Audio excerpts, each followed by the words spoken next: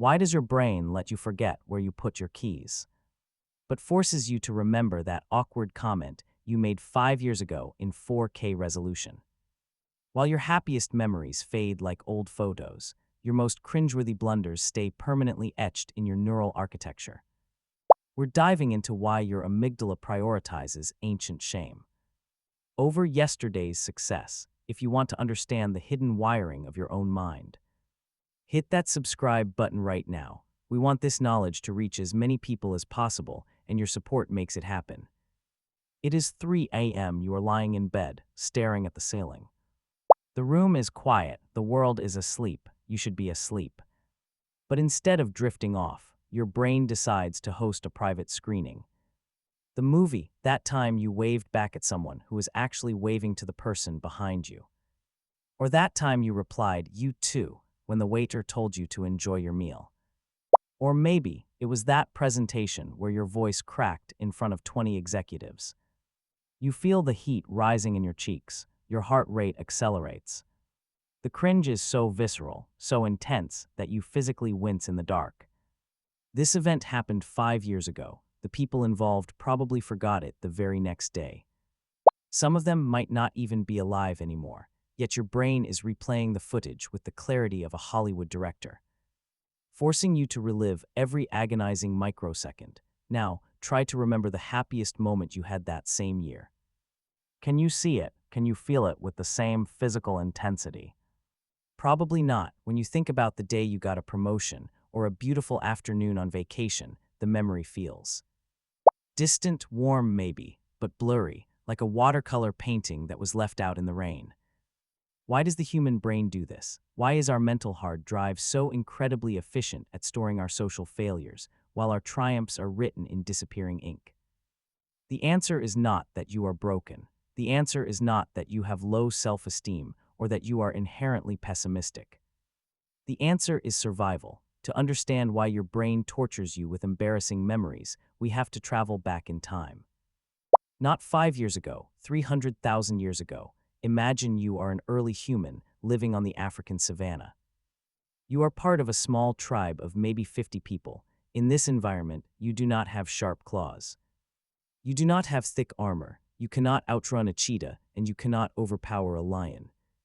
Your only evolutionary advantage, the only reason you are not at the bottom of the food chain, is your tribe. The group provides warmth. The group provides food. The group provides protection. If you get separated from the group, you do not just get lonely.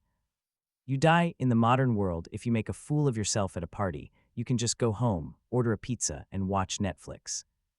But in the ancestral environment, social rejection was a literal death sentence.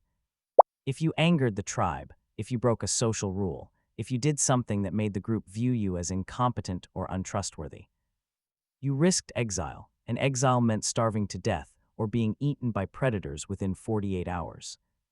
Your brain knows this. Deep in its architecture, it still operates under the assumption that social approval is a matter of life and death.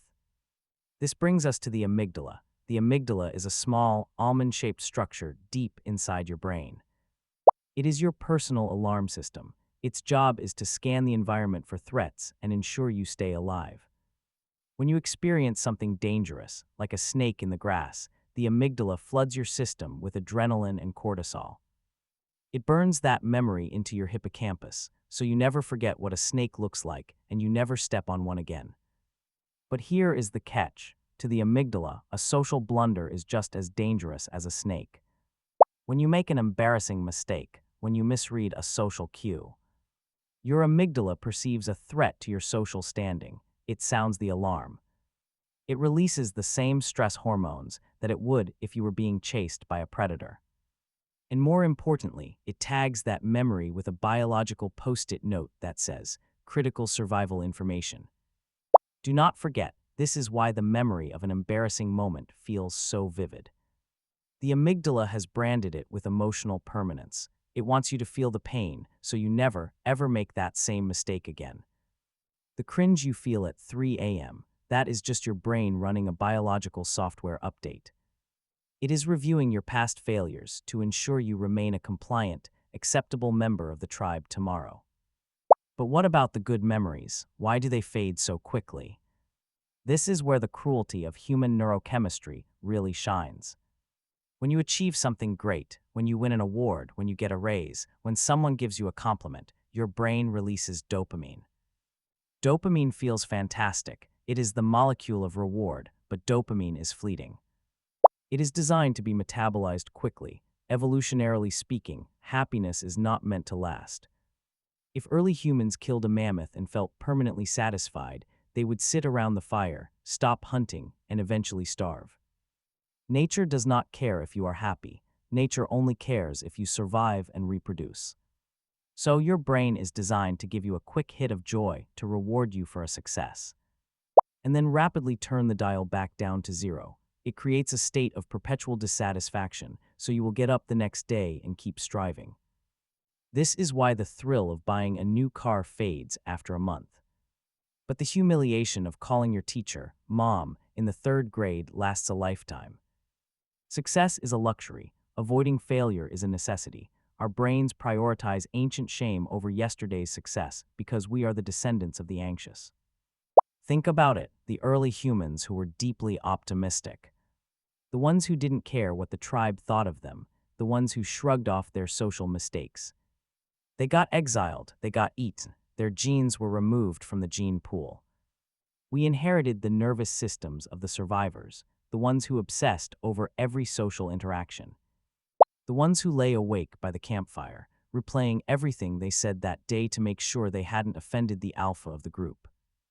You are literally wired for negativity bias. It takes 5 positive interactions to outweigh the emotional impact of 1 negative interaction. So when you find yourself trapped in a mental loop of cringe-inducing memories, what can you do? First, you must recognize the mechanism for what it is. When the memory strikes and you feel that familiar wave of heat and shame, say out loud, "This is just my amygdala overreacting to a non-lethal threat." Labeling the emotion takes away its power. It moves the processing from the emotional center of your brain to the prefrontal cortex, the rational, logical part of your mind. Second, realize the spotlight effect. The spotlight effect is a psychological phenomenon where we drastically overestimate how much other people notice our actions. You feel like you are walking around with a giant spotlight on your flaws and mistakes. But the truth is, everyone else is walking around with their own spotlight, blinding them to anything you are doing. They are too busy worrying about their own embarrassing moments to remember yours. That person you waved at mistakenly, they didn't go home and write in their journal about what a fool you were. They forgot it instantly because they were too busy thinking about the stain on their own shirt. Third, practice cognitive reappraisal. Instead of fighting the memory, accept it. Reframe it. That awkward presentation wasn't a catastrophe, it was data. It was your brain learning how not to speak in public so you could be better next time. The fact that you cringe at your past self is actually a beautiful thing. It means you have grown. If you looked back at things you did 5 years ago and thought they were perfectly fine, that would mean you haven't evolved at all. Cringing is the growing pain of a developing personality. We spend so much of our lives running from these memories. We try to drown them out with noise, with social media, with constant distraction. But perhaps we should thank them. These painful flashes of memory are the ultimate proof of our humanity. They are the echoes of an ancient survival system that kept our ancestors alive long enough to create the modern world. Your brain is not trying to torture you, it is trying to protect you. It is just using a very outdated manual. The next time you wake up at 3 a.m., staring at the ceiling, reliving a moment you wish you could erase. Take a deep breath, acknowledge the memory, thank your amygdala for its concern. And then gently remind your brain that you are no longer on the savannah. The tribe is not going to exile you. The lions are not going to eat you. You are safe in your bed, and tomorrow, when the sun comes up, you will have another chance to make entirely new mistakes if you made it this far. Leave a comment below. What is the most ridiculous, embarrassing memory your brain refuses to let you forget? Share it in the comments. You'll quickly realize you are not the only one. Do not forget to subscribe, hit the bell icon, and like this video. It helps us defeat the algorithm, and we will see you in the next deep dive into the human mind.